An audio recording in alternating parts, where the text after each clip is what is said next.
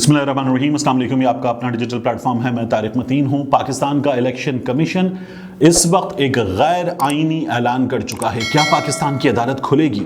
جس طرح سے عدالت کھلی تھی اس روز رات کو 12 بجے، جس کا بار بار نہ صرف یہ کہ پاکستان تحریک انصاف نے شکوہ کیا، پاکستان تحریک انصاف کے چیئرمین عمران خان نے شکوہ کیا، ایک عام پاکستانی نے شکوہ کیا، بلکہ خود پاکستان کی سپریم کورٹ کے chief justice mister justice Umar Ata Bandial نے بار بار حوالہ دیا اور بتایا کہ عدالتیں رات کو کیوں کھلتی ہیں۔ اسلام آباد ہائی کورٹ کھلی تھی، چیف جسٹس مسٹر جسٹس اطہر بن اللہ تھے اور انہوں نے بھی بتایا کہ عدالت رات کو کیوں کھلی تھی، اور انہیں یہ کہنا تھا اس وقت کہ ہمیں یہ لگ رہا تھا کہ کوئی غیر آئینی کام ہونے جا رہا ہے۔ اب ایک غیر آئینی کام ہو چکا۔ پاکستان کا الیکشن کمیشن، جس کی بنیادی ذمہ داری ہے الیکشنز کا آئین کے مطابق انعقاد، اب وہ ایک غیر آئینی کام کا اعلان ہمارے سامنے کر چکا۔ 30 اپریل کی تاریخ پاکستان کی عدالت عظمیٰ کے احکامات پر دی گئی تھی، لیکن اب الیکشن کمیشن آف پاکستان کہہ رہا ہے 8 اکتوبر پنجاب کے الیکشن ہوں گے۔ پنجاب کے الیکشن 90 دن سے پہلے ہی آگے چلے گئے تھے۔ پنجاب کا گورنر فرار اختیار کر رہا تھا، پنجاب کی نگراں حکومت بنا دی گئی تھی، یعنی وہ گورنر جو ہمیں یہ بتا رہا تھا کہ میں نے دستخط نہیں کیے تو میں عمل درآمد نہیں کروں گا، وہ گورنر ہمیں دوسرے حصے پر دستخط نہ کرنے کے باوجود عمل درآمد کر کے دکھا رہا تھا۔ اب یہاں سچویشن یکسر بدل چکی ہے۔ اس الیکشن کمیشن کی، اس نگراں حکومت کی، اس گورنر کی، انہوں نے آئین توڑ دیا ہے۔ لوگ پوچھ رہے ہیں کہ کیا اب پاکستان کی معزز ترین سپریم کورٹ کے معزز جج صاحبان جمع ہو کر جائیں گے chief justice of Pakistan mister justice Umar Ata Bandial کے پاس اور ان کو بتائیں گے کہ پاکستان کا آئین پاکستان کے الیکشن کمیشن نے توڑ دیا ہے؟ وہ الیکشن کمیشن جو اس سے پہلے بھی ایک بار عدالت عظمیٰ کو یہ بتا چکا تھا کہ ہماری ذمہ داری 90 دن کے اندر الیکشن کرانا ہے، لیکن نہیں کرا سکتے ہم 6-7 مہینے الیکشن، اور اب وہ الیکشن کمیشن مزید کئی مہینے مانگ رہا ہے۔ 8 اکتوبر کی تاریخ دیتے ہوئے، دی گئی تاریخ پر شیڈیول اعلان کرنے کے بعد، الیکشن پروسیس شروع ہونے کے بعد بھاگتے ہوئے یہ بتا رہا ہے کہ ہم الیکشن نہیں کرا سکتے، کیونکہ لندن میں موجود عدالتی احکامات کے مطابق مفرور اور بھگوڑے میاں نواز شریف کی خواہش کو پورا کیا جا رہا ہے۔ میں نے آپ سے پہلے بھی عرض کیا تھا، بار بار کیا تھا کہ میاں نواز شریف کے سب سے خاص سرکاری افسر رہنے والے سعید مہدی کے داماد کا یہ کام ہے، اور سعید مہدی کے داماد ان کی بی ٹیم بنے ہوئے ہیں۔ میاں نواز شریف کے احکامات کی بجا آوری ہو رہی ہے۔ ایک بار پھر بالکل وہی کام ہو رہا ہے۔ بلی تھیلے سے کب باہر آئی تھی؟ کیا ابھی باہر آئی ہے؟ نہیں، بلی تھیلے سے باہر آئی تھی جب پارلیمنٹ کا مشترکہ اجلاس ہو رہا تھا اور رانا ثناء اللہ نے خطاب کرتے ہوئے چیف جسٹس آف پاکستان کو مخاطب بھی کیا تھا، اور تب انہوں نے کہا تھا کہ نہیں کروا سکتے الیکشن ہم 90 دن میں، گو کے کروانے ہیں، ہم اس بات کو مانتے ہیں، مگر نہیں کروا سکتے الیکشن 90 دن میں، کیونکہ اس کے نتیجے میں ملک میں فری اینڈ فیئر الیکشن نہیں ہوں گے۔ تمام ماہرین قانون یہ کہہ رہے تھے کہ اس بات پر توہین عدالت لگے گی، اس بات پر آرٹیکل 6 لگے گا، لیکن اب الیکشن کمیشن آف پاکستان آئین توڑ چکا ہے۔ اب ہمیں دیکھنا یہ ہے کہ رمضان کا آغاز ہو رہا ہے۔ آپ سب کو رمضان بھی مبارک۔ تو کیا رمضان کے آغاز پر، اس مہینے کے آغاز پر جو مہینوں کا سردار ہے، جہاں مسلمان کو نیکیوں کا زیادہ ثواب ملتا ہے، chief justice of Pakistan mister justice Umar Ata Bandial صاحب کیا زیادہ نیکیاں کمائیں گے؟ عدل کو قائم کرتے ہوئے کیا زیادہ آگے بڑھیں گے؟ کیا ہمیں عدالتیں کھول کر فوری انصاف دلائیں گے؟ کیا ان لوگوں کو جو آئین سے اس وقت روگردانی اختیار کر رہے ہیں، انہیں ان کا فریضہ یاد دلائیں گے؟ رانا ثناء اللہ نے کیا کہا؟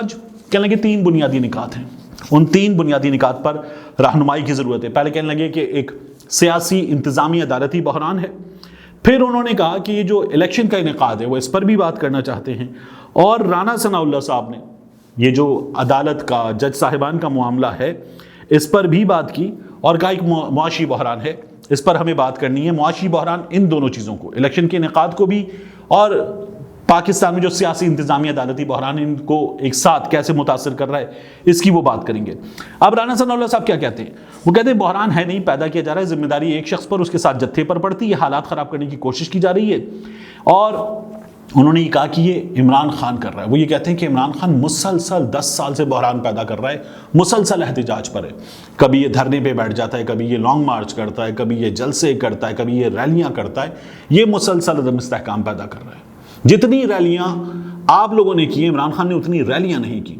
یہ جو مریم بی بی حمزہ ٹرک پہ چڑھ کر نکلے تھے, یہ جو مریم بی بی نے 1 سے زائد بار مہنگائی مارچ کیا ہے, بلاول بھٹو نے مہنگائی مارچ کیا ہے, فضل الرحمان نے 2 بار لانگ مارچ کیا ہے, وہ جو میاں نواز شریف کو عدالت کے فیصلے کے تحت گھر بھیج دیا گیا تھا, اس کے بعد وہ جی ٹی روڈ پر نکل گئے تھے ریلیاں کرنے کے لیے. جو ابھی پنجاب میں مسلسل مریم نواز شریف احتجاجی جلسے کر رہی ہیں, یہ انتخابی جلسے نہیں ہیں, احتجاجی جلسے ہیں, کیونکہ Maryam Nawaz Sharif supreme court of Pakistan کے جج صاحبان کو ان جلسوں میں کھڑے ہو کر مسلسل کرپٹ جج, کمپرومائزڈ جج, ایسی القابات سے نواز رہی ہیں, اور یہ سلسلہ رک نہیں رہا.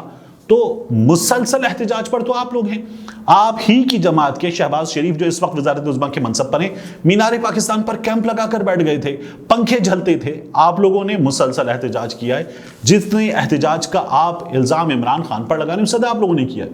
مسئلہ یہ کہ آپ کے احتجاج میں لوگ نہیں آتے, مسئلہ یہ کہ آپ کا احتجاج اس طرح سے کوریج حاصل نہیں کرتا, مسئلہ یہ کہ آپ کا احتجاج وہ ویوز پیدا نہیں کرتا جو عمران خان کا احتجاج کرتا ہے. لوگ آپ کے ساتھ نہیں ہیں, اس لیے آپ لوگوں کو یہ شکایت ہے. پھر کہہ رہے ہیں کہ عمران خان نے وہ طیبہ گل کو وزیر اعظم ہاؤس میں محبوس کیا, پھر ایک گھر میں رکھا اور 2 سال تک اس کا کرایہ دیا, اور اس طیبہ گل کے ذریعے چیئرمین نیب کو بلیک میل کر کے ہم پہ عمران خان نے جھوٹے مقدمات بنوائے. سراسر جھوٹ پارلیمنٹ کے ایوان پہ رانا ثناء اللہ بول رہے تھے, کیونکہ مقدمات تو یا تو پیپلز پارٹی والوں نے نون لیگ پر بنوائے تھے, یا نون لیگ والوں نے پیپلز پارٹی والوں پر بنوائے تھے. مقدمات تو آپ لوگوں کے اپنے بنوائے ہوئے تھے. جو مقدمات عمران خان کی جانب سے بنوائے گئے وہ شہباز شریف کے منی لانڈرنگ کے مقدمات تھے, جن پر فرد جرم عائد ہونی تھی, اور شہباز شریف کو بٹھا دیا گیا لا کر وزارت عظمیٰ کے منصب پر. وگرنہ مقدمات عمران خان نے نہیں بنائے, آپ لوگوں کے اپنے بنوائے ہوئے مقدمات تھے. پھر وہ کہتے ہیں عمران خان نے ملک کا بیڑا غرق کر دیا. 150 کا پیٹرول تھا, 178 پہ ڈالر تھا. ڈاکٹر صاحب آ رہے تھے, کہہ رہے تھے کہ میں نے ابھی جہاز میں بیٹھا ہوں, سسٹم کام کرنا شروع کر چکا, 200 سے نیچے ڈالر آ جائے گا. 284 پہ ڈالر پہنچ چکا. ایسی کی تیسی کر دی آپ لوگوں نے, ایک عام آدمی کی زندگی حرام کر کے رکھ دی, اور اب آپ باتیں کر رہے ہیں.